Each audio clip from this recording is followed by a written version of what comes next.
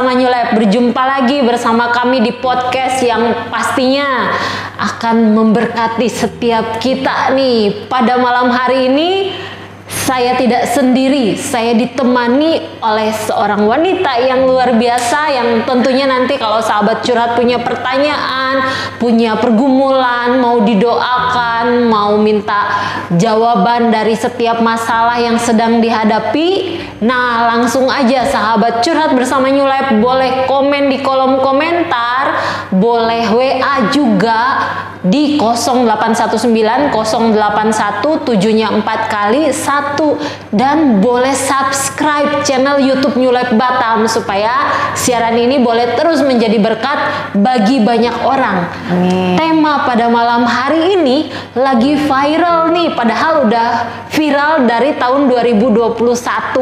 Tetapi sampai sekarang juga masih terus booming. Mungkin udah banyak yang dengar tentang sapaan halodeck. Iya, halodeck banyak nih. Kalau misalnya kita lihat di media sosial, screenshotan cewek-cewek nih yang sering disapa oleh sebagian orang yang menyapanya dengan kata halodeck. Iya, dan pada malam hari ini kita sapa dulu dong narasumber yang sudah hadir bersama kita. Halo dok. Iya Ibu Dokter. Selamat malam Bu Dita. Gimana kabarnya nih malam hari ini? Selalu luar biasa, dahsyat dan mantap. Yang jelas saya bukan korban halodeck. Iya. Karena biasanya tapi katanya saya suka bertanya ke halodoc. Halodoc, iya. Karena biasanya katanya Bu, halodeck ini yang dicari juga halodoc. Oh, kayak gitu. Nah biasanya halodeck ini mas-mas, bapak-bapak atau pria-pria yang suka menyapa wanita-wanita dengan sapaan halodeck ini, karena kan pria-pria berseragam nih, dan yang dicarinya juga ternyata wanita-wanita berseragam juga nih Bu. Nah, karena dianggapnya sepadan, ya setara, selevel gitu. Nah kalau menurut Ibu Dita sendiri bagaimana nih dengan orang-orang yang mencari pasangan yang memang harus sama-sama seragam, maksudnya punya seragam lah walaupun beda warna gitu ya. Nanti gimana dong dengan saya yang wanita biasa yang nggak ada seragam? Sedih dong. Gimana tuh Bu? Jadinya nggak ada yang mau gitu ya. Jadinya nggak ada yang nyapa juga. Halo deh gitu. Nungguin halo deh nggak masuk halodecknya gitu ya. Iya, jadi sebenarnya memang Alkitab sendiri sih memang menyarankan ya setiap kita untuk mencari pasangan yang sepadan gitu ya. Sepadan itu sebenarnya berbicara dari usia gitu ya. Jangan sampai usianya tuh jaraknya terlalu jauh, karena kalau jarak usia terlalu jauh itu biasanya kondisi kesehatan juga berbeda. Kalau wanitanya yang lebih tua? Nah, kalau wanita yang lebih tua juga kan resiko ya, kayak misalnya nanti usia memiliki anak, di mana sang suami mungkin masih usia produktif, sementara wanitanya mungkin yang sudah jaraknya jauh lebih tua, sudah tidak masanya lagi untuk mungkin atau sudah tidak produktif lagi. Nah, hal-hal seperti ini bisa menimbulkan permasalahan nantinya ke depannya seperti itu ya. Jadi ya memang sebisa mungkin dicari yang sepadan gitu ya, dari segi usia, kemudian dari segi tingkat pendidikan, supaya juga pada saat berdiskusi, pada saat bercerita, pada saat tukar pikiran itu kita juga bisa nyambung gitu ya. Nah, namun yang paling penting sebenarnya di atas itu semua, pastikan kita itu mencari pasangan yang takut akan Tuhan, ya, yang jelas, yang seiman ya, itu yang paling penting gitu ya. Karena ada beberapa juga teman-teman yang saya kenal gitu ya, yang berpasangan di mana yang wanitanya jauh lebih tua daripada yang pria, tetapi ternyata rumah tangga mereka bisa bahagia saja gitu ya, mereka bisa menjalani kehidupan dengan baik-baik saja gitu ya. Nah, kenapa itu bisa terjadi? Ya bisa besar kemungkinan gitu ya, itu karena memang mereka punya nilai-nilai yang sama gitu ya. Jadi sebenarnya asal ada kebenaran firman yang menjadi dasar dari kasih di dalam rumah tangga, sebenarnya kebenaran firman itulah yang kemudian menjadi kekuatan begitu Ana. Jadi yang paling penting memang carilah pasangan yang seiman gitu. Cari pasangan yang seiman, yang mengenal pribadi Tuhan dengan benar, yang sudah mengalami kasih sayang Tuhan, sehingga ketika kebenaran firman itu yang menjadi dasar dalam rumah tangga, segala persoalan, segala perbedaan itu dapat diatasi dengan kasih Tuhan. Jadi sebenarnya nggak ada yang salah ya kalau memang misalnya pria-pria berseragam mencari wanita-wanita juga yang berseragam karena mungkin dilihat lebih sepadan ya, atau mungkin selevel. Ya. Cuma kan masalahnya nih Bu, kan dari nol misalnya kita nemenin nih pacaran kayak gitu kan, tiba-tiba dia sekarang udah punya seragam atau mungkin udah punya pangkat, udah jabatan gitu kan, walaupun kita masih pacaran. Terus akhirnya pas dia udah punya jabatan, si wanitanya ditinggal karena yang nggak sepadan itu. Tapi kan itu rasanya sakit bingit gitu Bu. Aduh, dianggapnya udah nggak sepadan lagi gitu ya, karena dianya udah naik pangkat gitu. Kalau itu sih namanya habis manis sepah dibuang ya. Jadi giliran nggak enaknya mau sama-sama, giliran udah ke posisi yang lebih baik, kemudian kita dilupakan gitu. Tapi kalau dari menurut saya sih sebenarnya justru kondisi seperti itu seharusnya kita berterima kasih lah ya. Berterima kasih dalam artian gini, kita tahu ternyata sebenarnya atau sejatinya orang itu seperti apa sebelum menikah gitu ya. Karena bayangkan bagaimana kalau kita ditinggal pada saat kita sudah menikah nih, posisi udah punya anak, posisi udah ada tanggungan gitu ya, sudah menikah, sudah punya anak dan sudah punya tanggungan.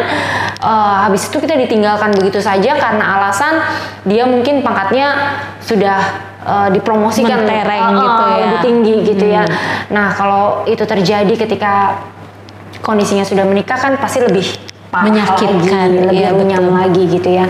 Nah, karena itu kalau saran dari saya sih sebaiknya ya berterima kasih lah kalau memang kita dibukakan siapa dia yang sebenarnya sejak kita belum melanjutkan ke jenjang yang lebih serius gitu ya. Jadi memang justru itulah pentingnya pacaran ya, pentingnya kita saling mengenal gitu. Jadi jangan sampai kitanya kena prank nih nanti nih gitu ya. Jadi ya makasih aja gitu, kita bisa tahu siapa sejatinya dia sejak sebelum semuanya terlanjur gitu Ana. Ya. Jadi memang saya lihat kayaknya penting juga ya wanita mengupgrade diri gitu ya. Nah, ya benar banget. Sebagai wanita kita juga tentu mesti terus meningkatkan skill, kapasitas kita gitu ya.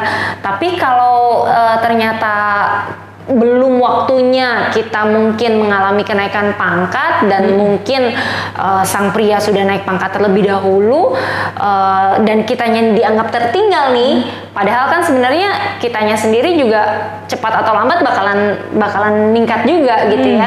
Jadi saya rasa sih kalau memang kondisi seperti ini ya kita harusnya berterima kasih dan kitanya juga seperti yang Anda sampaikan tadi, kitanya terus meningkatkan diri, meningkatkan kapasitas diri sehingga kita pun bisa naik ke level berikutnya. Dan jangan sampai kitanya salah menilai diri nih. Betul. Karena kita diperlakukan dengan tidak baik gitu ya dengan pasangan, dianggap kita ini tidak berharga karena posisi kita mungkin belum setinggi dia.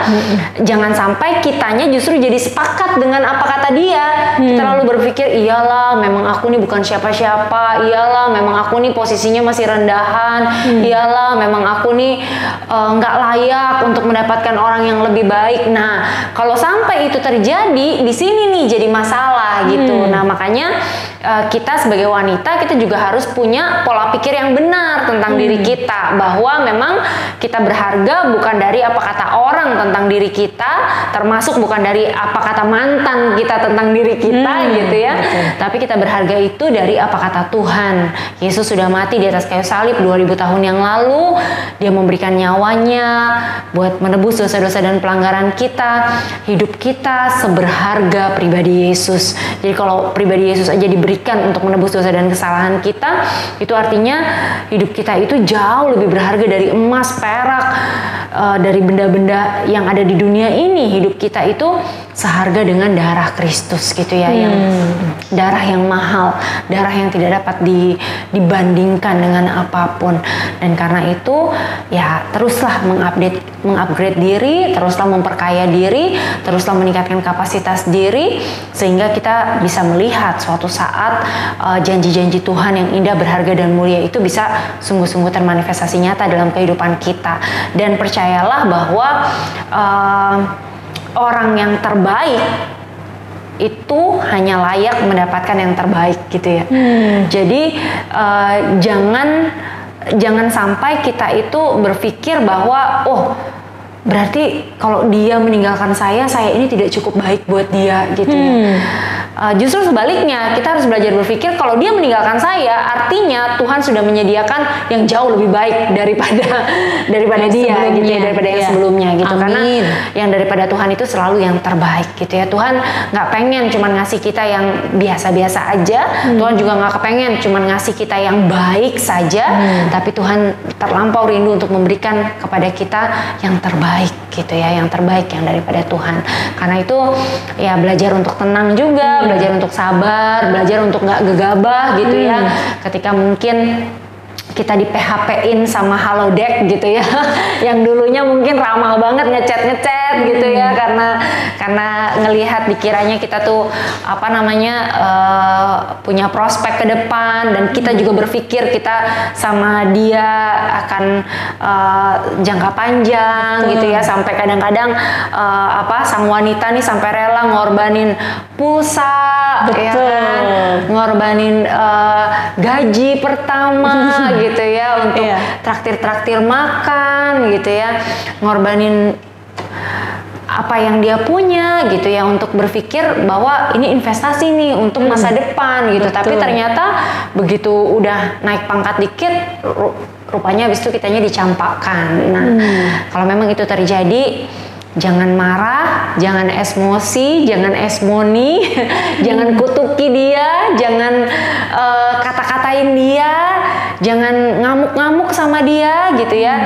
Karena apa? Karena sikap negatif kita, amarah kita, sungut-sungut kita itu tidak akan bisa merubah keadaan jadi lebih baik. Kalau kita pengen melihat keadaan 5-10 tahun ke depan kita jauh lebih baik dari hari ini, maka kita harus perhatikan apa yang kita perkatakan hari-hari ini. Kita harus perhatikan apa yang kita pikirkan hari-hari ini. Kalau kita berpikir sampah, maka 5-10 tahun ke depan kita bakalan menuai sampah. Kalau kita terus-menerus memperkatakan perkataan-perkataan sampah, maka 5-10 tahun ke depan kita akan menuai sampah. Nah, kita mau seperti apa masa depan kita gitu ya. Banyak orang pengen menuai masa depan yang indah, masa depan yang keren, masa depan yang luar biasa, tapi dari hari ke hari yang diomongin cuma sampah, dari hari ke hari yang dipikirin cuma sampah. Sampah tuh kayak gimana sih contohnya? Sampah tuh contohnya ketakutan, kekhawatiran, amarah, sebel, ucapan-ucapan yang ngutukin orang, ucapan yang negatif tentang orang, ucapan yang negatif tentang keadaan. Hal-hal itu adalah hal-hal sampah gitu ya. Jadi kalau kita pengen panennya hal yang baik, yang indah, yang berharga, yang mulia, mulailah kita berpikir yang baik, yang indah, yang berharga, yang mulia. Mulailah kita perkatakan yang baik, yang indah, yang berharga, yang mulia. Sehingga pada saatnya kita akan menuai hasilnya. Iya. Ya. Jadi mulai perkataan-perkataan yang baik untuk diri sendiri. Iya. Luar biasa. Pindah negara. Ayo ke atas.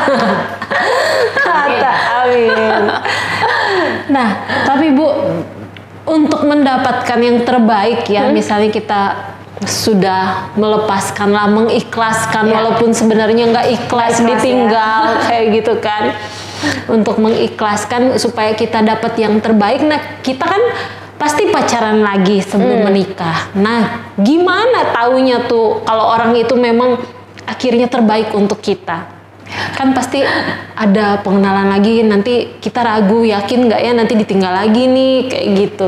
Nah gimana sih kita supaya bisa yakin ini pria yang terbaik nggak sih? Kalau misalnya nggak terbaik kan mending nggak usah aja, bukan kayak wasting time gitu, buang waktu kayak gitu. Nah gimana sih Bu? Nah ini dia nih ya yang kadang-kadang jadi masalah juga gini ya. Kita tuh sibuk pengen cari yang terbaik, tapi yang pertanyaan terbesar yang harusnya kita tanya ke diri kita sendiri, kitanya sendiri udah jadi yang terbaik belum? Gitu. Kita seringkali terlalu sibuk ngeker-ngekerin ya, ngelihat mana nih yang terbaik nih di sekeliling kita gitu ya. Sibuk mau membidik-bidik mana yang terbaik, mana yang terbaik gitu.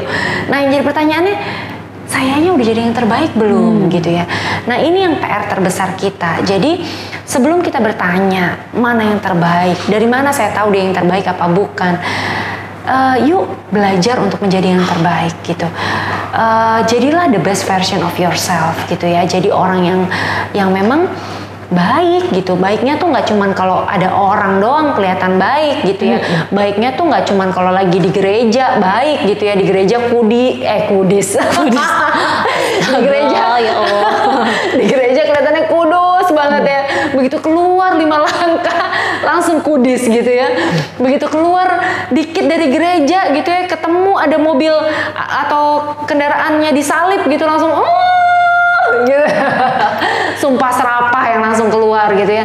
Nah hal-hal seperti itu ya kita harus belajar untuk mendisiplin diri juga gitu ya, mendisiplin diri juga untuk menertibkan sekali lagi gitu ya, hal yang paling sederhana, menertibkan pola pikir, menertibkan cara kita berbicara, menertibkan emosional kita gitu ya, belajar untuk menjadi pribadi yang terbaik gitu ya.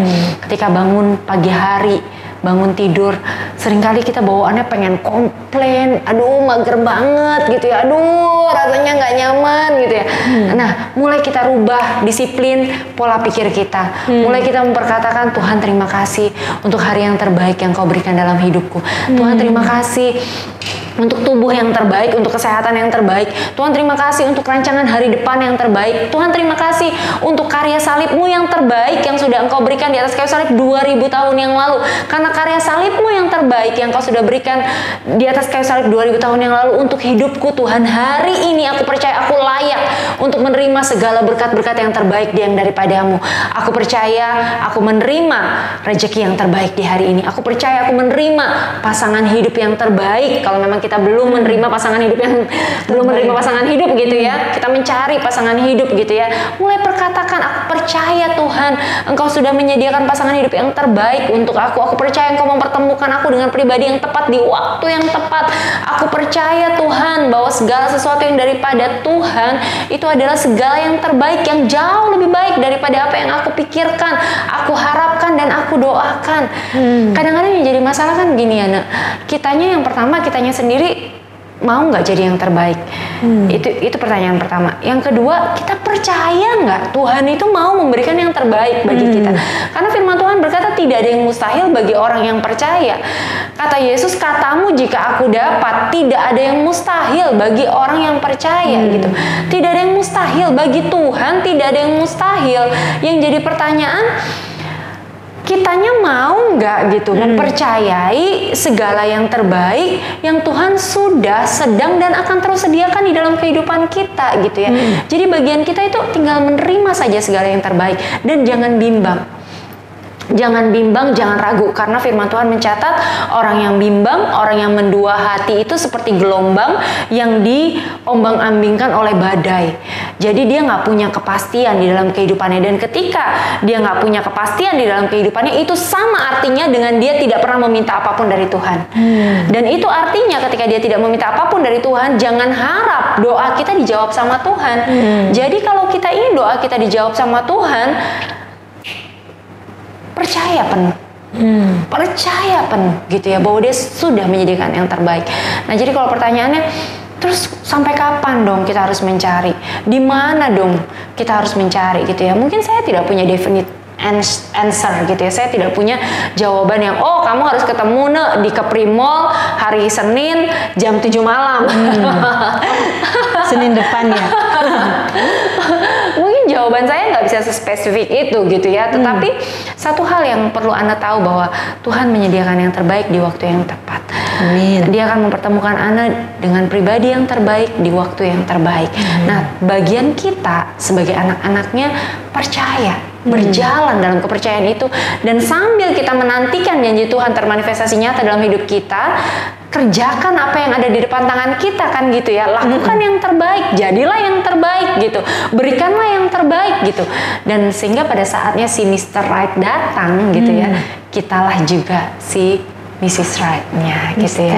Jangan sampai ketika Mr. Right-nya datang kita jadi Mrs. Wrong atau Miss Left. Miss Left. Berhubung dia di sebelah kanan gitu, sebelah kiri gitu ya. Sebelah kiri. Gitu Ana. Jadi ya yang jelas juga pastikan kita mencari di tempat yang tepat lah ya. Carinya di tempat yang baik. Jangan sampai kita kepengen dapat pasangan yang terbaik, kita carinya di tempat yang nggak baik gitu ya. Kita carinya misalnya di tempat ajeb-ajeb gitu ya, di tempat orang pada apa namanya mungkin minum-minum gitu ya. Nah, kalau seperti itu ya bagaimana mungkin kita mau berharap sesuatu yang baik di tempat yang tidak baik kan gitu ya. Kan tentu kontraproduktif jadinya kan gitu ya. Kalau memang mau cari yang terbaik ya carilah di tempat yang baik gitu. Cari di gereja gitu, di lingkungan pergaulan yang sehat, di tempat dimana kebenaran firman itu dibagikan, di tempat dimana kita sama-sama belajar kebenaran firman seperti itu Ana. Tapi kalau misalnya di gereja nggak ada terus Bu,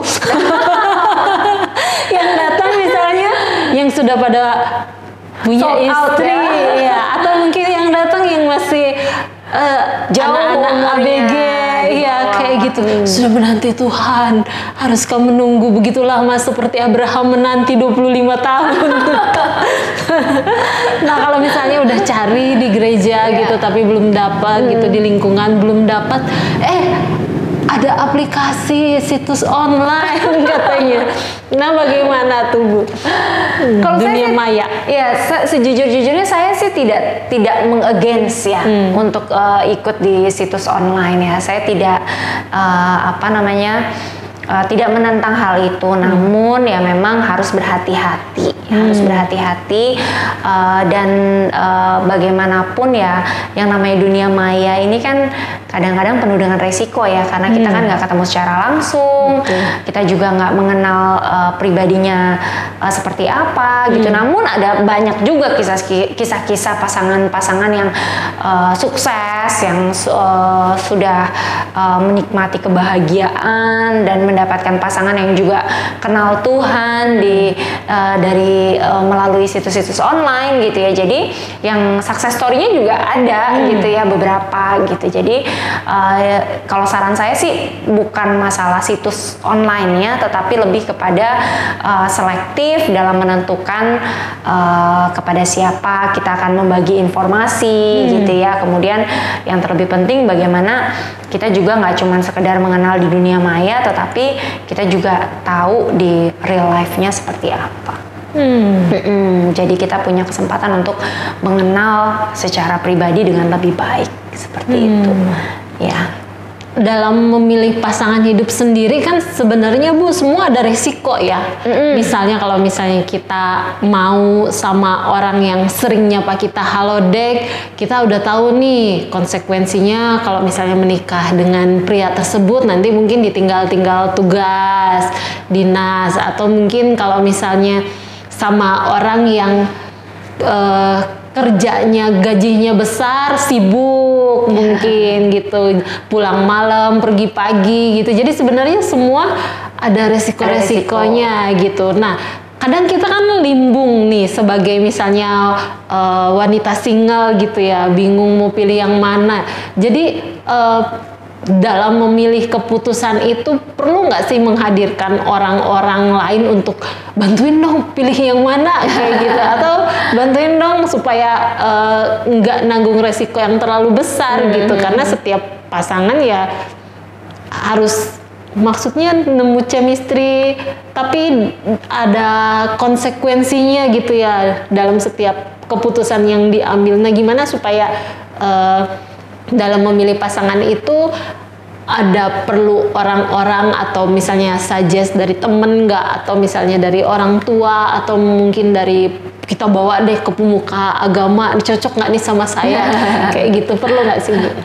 Atau dibawa ke dukun ya biar bisa diterawang, tanggal lahir kami, zodiak kami sama. Iya. Jadi sebenarnya yang poin pertama, tidak semua yang haloday itu pasti berseragam. Bisa jadi juga yang haloday itu ternyata juga orang-orang yang biasa-biasa saja yang tidak berseragam, dan ternyata bisa jadi juga yang manggil haloday juga tidak semuanya juga oknum ya, yang kemudian meninggalkan gitu ya, kayak misalnya entah itu meninggalkan setelah pangkatnya naik, atau misalnya berseragam dan kemudian dia jadi harus ditinggal tugas kemana-mana. Tidak semuanya juga seperti itu gitu ya. Maksudnya intinya gini, bukan dari panggilan kita mengambil kesimpulan orang ini akan seperti apa nantinya. Sama juga halnya, tidak semuanya orang yang gajinya gede dia bakalan ninggalin kita dan akan sibuk terus di laptopnya dia gitu ya. Jadi tidak semua hal itu sifatnya baku gitu ya. Tidak semua itu pasti akan seperti ini gitu. Jadi segala sesuatunya itu sebenarnya namanya pasangan ya, namanya hidup manusia itu kan dinamis. Hidup itu selalu bergerak ya, hidup itu selalu berjalan, bergulir, dan yang namanya pengenalan, yang namanya proses dalam rumah tangga itu juga selalu bertumbuh, selalu berevolusi gitu ya. Dan segala sesuatunya itu ingat bahwa ini bukan harga mati, dan ketika misalnya kalau saya dapat pasangan yang mau gajinya banyak, artinya saya harus siap nih, saya bakalan ditinggal-tinggal mulu kemana-mana gitu. Dan itu sudah fix harga mati, itu artinya itu yang harus resiko yang harus saya tanggung sampai selama-lamanya gitu. Dan jadi akhirnya kita dalam kebingungan, ini saya mau yang mana nih gitu ya. Satu sisi saya pengen duitnya, sisi yang lain saya juga pengen deket terus gitu kan. Nah terus gimana saya bisa dapet gitu kan, nggak mungkin.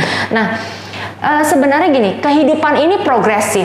Kehidupan ini progresif, termasuk dalam kehidupan berumah tangga. Itu progresif. Dalam artian, sekali lagi tidak semuanya harga mati. Segala sesuatunya itu saya sangat percaya the power of love. Ada kuasa dari cinta.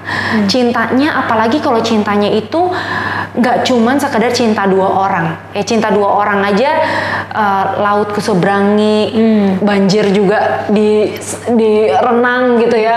Istilahnya gunung kan kudaki, mau jam 5 pagi pun datang dijabanin orang yang biasanya paling males bangun pagi.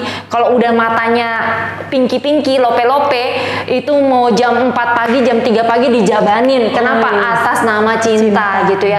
The power of love itu keren banget. Itu kalau cintanya cuma dua orang. Nah, apalagi kalau kita berbicara tentang cintanya itu nggak cuma cinta laki-laki dan perempuan aja, tetapi ada melibatkan cinta Tuhan, yang mana cinta Tuhan ini sudah membayar semua hukuman dosa akibat pelanggaran yang kita lakukan. Artinya tidak ada lagi pemisah antara kita dan kasih Tuhan gitu ya. Kalau dulu yang menjadi pemisah antara kita dan kasih Tuhan itu kan pelanggaran dan dosa-dosa kita. Jadi telinga Tuhan itu tidak kurang tajam untuk mendengar seruan doa-doa kita. Tangannya juga tidak kurang panjang untuk menolong setiap kita. Tapi ada yang memisahkan antara kita dengan pribadi Tuhan. Apa yang memisahkan dosa-dosa dan pelanggaran kita? Hari ini orang percaya itu hubungannya sama Tuhan sudah nggak ada lagi jurang pemisah, karena Yesus sudah mati di atas kayu salib, dan hari ini tidak ada lagi pemisah antara kita dan kasih Tuhan. Jadi tidak ada lagi kutuk sebagai sebagai gantinya yang ada adalah keluarga di dalam Kristus. Itu adalah keluarga yang diberkati oleh Tuhan. Keluarga di dalam Kristus tidak ada lagi kutuk yang mendekat, yang ada hanyalah kebajikan dan kemurahan Tuhan yang mengikuti kemanapun dia melangkah. Jadi keluarga ini benar-benar keluarga yang powerful, yang luar biasa, yang kepadanya Tuhan berkenan dan Tuhan rindu untuk memberkati. Tuhan rindu bahkan ingin memakai keluarga ini untuk menjadi berkat, nggak cuma diberkati saja, tetapi bahkan menjadi berkat bagi banyak orang, bagi orang-orang di sekelilingnya. Jadi bayangkan betapa powerfulnya cinta dua insan manusia yang terbatas, gitu ya. Apalagi ini cinta dua orang manusia yang terbatas ditambah kasih sayang Tuhan yang tidak terbatas. Wow, itu dahsyat banget kuasanya. Jadi siapa yang bilang kalau kita mau diberkati sama Tuhan luar biasa kita harus sibuk dan suami istri harus nggak ada waktu? Itu manusia yang bilang. Tapi kalau di dalam Tuhan tidak ada yang mustahil bagi orang yang percaya. Tuhan sanggup memberkati kita dengan caranya yang ajaib, gitu ya. Kenapa kok kita membatasi kuasa Tuhan yang tidak terbatas dengan pola pikir kita yang sempit? Kenapa kok kita membatasi kuasa Tuhan yang tidak terbatas dengan kebiasaan-kebiasaan yang orang punya di luar sana? Kenapa kok kita berpikir, oh kalau kita mau kaya berarti kita nggak bisa bahagia? Kenapa kok kita berpikir, oh kalau saya mau bahagia berarti harusnya saya harus siap tuh ditinggal-tinggal pergi-pergi tuh sama pasangan saya. Kenapa kita harus berpikir seperti itu? Ini sesuatu yang kita bisa bicarakan bersama-sama. Ini adalah sesuatu yang kita bisa libatkan Tuhan di dalam mengambil keputusan. Dan yang terlebih penting, tadi kalau Anda tanya apa kita perlu tanya-tanya nih sama ahli nujum, orang pintar. Yang paling penting Anda pastikan kita punya Bapak rohani. Pastikan kita itu ada pembimbing rohani, karena pembimbing rohani itulah yang akan menolong kita untuk kita bisa tahu mengambil jalan yang terbaik, mengambil keputusan yang terbaik di dalam kehidupan kita, baik ketika kita belum menikah maupun ketika kita mau masuk ke gerbang pernikahan, memilih pasangan hidup yang terbaik, sampai akhirnya ketika kita menjalani rumah tangga, bagaimana kita mendidik anak, terus progresif sampai Tuhan memanggil kita kembali. Jadi enak banget kalau punya Bapak rohani itu. Kenapa? Karena Bapak rohani itu life hack. Bapak rohani itu jadi kita tuh dikasih tahu tips-tips gitu ya. Karena Bapak rohani itu kan udah lebih pengalaman dari kita ya dalam menjalani kehidupan gitu. Jadi kita itu bisa mendapatkan jawaban-jawaban yang sifatnya instan. Kita nggak harus struggle menghadapi satu persoalan di dalam kehidupan, tapi kita bisa dapetin jawabannya. Jadi kita nggak perlu ngerasa menderita dulu nih untuk bisa nemuin jawabannya, karena Bapak rohani kita udah lebih berpengalaman, sudah lebih tahu pengalaman berjalan bersama-sama dengan Tuhan seperti apa, sudah makan banyak asam garam dalam kehidupan gitu ya, dan sudah mempraktekkan kebenaran firman Tuhan. Jadi pasti nilai-nilai yang dia berikan juga akan sangat bermanfaat buat kita, sehingga kita tidak perlu jatuh di lubang yang sama misalnya gitu ya. Kita bisa tidak tanpa perlu jatuh, kita bisa terus terbang tinggi bagai Raja Wali gitu. Jadi penting banget sih punya Bapak rohani, bergaul dengan lingkungan orang-orang yang memang menerapkan kebenaran firman Tuhan, mempraktekkan, sama-sama belajar menghidupi kebenaran firman Tuhan, sehingga hidup kita itu dari iman kepada iman, dari kemuliaan sampai kepada kemuliaan berikutnya. Wow, gitu. Amazing. Jadi nggak sabar nih, nggak sabar apa ya, disapa dong halodeck gitu, karena saya juga ada seragam. Oh gitu ya, mulai besok dipakai seragam jubah hitam. Luar biasa sekali pada malam hari ini sahabat curhat bersama New Life gitu ya, dengan beberapa pertanyaan aja tapi apa ya maksudnya, kehebatan Budi tak menyampaikan, maksudnya nilai-nilainya udah keluar semua gitu ya. Jadi kalau misalnya sahabat curhat bersama New Life masih punya pertanyaan-pertanyaan tentang pasangan hidup, tentang jodoh, atau tentang misalnya halodeck, halodok, atau halo-halo Bandung, boleh hubungi kami aja di 0819 081 7-nya 4 kali 1, atau bisa langsung komen di kolom komentar di channel YouTube New Life Batam. Dan sebelum komen, subscribe dulu, like dulu, share dulu. Dan sahabat curhat, kami mengingatkan nih, kalau sahabat curhat yang berada di Kota Batam boleh bergabung bersama kami ya di dalam setiap kegiatan yang diadakan di New Life. Setiap hari Senin sampai Jumat kita ada doa pagi. Betul. Ya, jadi jam beraktivitas, yuk Benar ikut banget. dulu di doa pagi jam 5:30 pagi, yuk bangun pagi 5:30 pagi melalui aplikasi Zoom ya, nanti bisa dilihat ID meeting atau linknya di bawah ini. Dan setiap hari Rabu di minggu pertama setiap bulannya, jadi sebulan cuma sekali aja, yuk gabung di Ibadah doa malam. iya jam 7 malam bertempat di New Life. iya di New Life, nanti alamatnya ada di bawah sini. Iya. Dan setiap hari Minggu ada Ibadah raya ya. Betul, Ibadah raya di pagi hari jam 9 pagi. Dan Ibadah juga ada sore. ibadah sekolah minggu loh, jangan lupa Oh, untuk iya, anak-anak betul. kecil, anak-anak yang masih di sekolah dasar ya. Itu bisa datang Jam berapa bergabung jam 9 pagi juga. Jadi mama papanya bisa gabung di ibadah raya. Untuk anak-anak sekolah minggunya bisa menikmati sekolah minggu yang ceria, yang di handle sama ibu guru sekolah minggu dan bapak guru sekolah minggu yang sangat berpengalaman dan sangat apa ya, hatinya mulia banget deh ya, yang punya hati Kristus gitu. Dan ada kakak sekolah minggu juga yang luar biasa. Dan ada ibadah sore juga ya, Bu? Ibadah sore itu kita setiap hari Minggu jam 5 sore. Tempatnya juga sama ya. Di New Life. Tempatnya di New Life ya. Dan kalau misalnya sahabat curhat hari Minggu lagi berhalangan hadir ke gereja, sakit misalnya ya, Ya. bisa menyaksikan live streamingnya di Facebook GPIA New Life Batam ya. Atau mungkin kalau mau tahu kegiatan-kegiatannya apa aja sih, kalau mungkin di sini aduh masih bingung, langsung aja komen di kolom komentar, nanti dibales. Nah, ya dibales, disapa juga kita, halo bang, halo deh. Enggak. Ya sahabat-sahabat bersama New Life, sayang sekali waktu juga yang memisahkan kita. Tapi sahabat curhat bersama New Life jangan sedih, karena kami tim curhat bersama New Life akan selalu hadir menemani Anda dimanapun Anda berada setiap hari Kamis jam 7 malam hanya di channel YouTube New Life Batam. Atau mungkin sahabat curhat ya Bu punya tema-tema, bahas ini dong, bahas ini dong, boleh banget Boleh di kolom banget. komentar ya. Nanti kita akan mendesain, mengolah sedemikian rupa nanti untuk dibawakan di podcast kita ya. Benar banget. Dan terima kasih banyak ya Bu Dita buat malam hari ini. Terima kasih buat Sama-sama. pelayanannya, Tuhan berkati. Thank you juga, Ana. Oke ya, sahabat curhat bersama New Life, saksikan terus siaran curhat bersama New Life setiap hari Kamis jam 7 malam hanya di channel YouTube New Life Batam. New Life.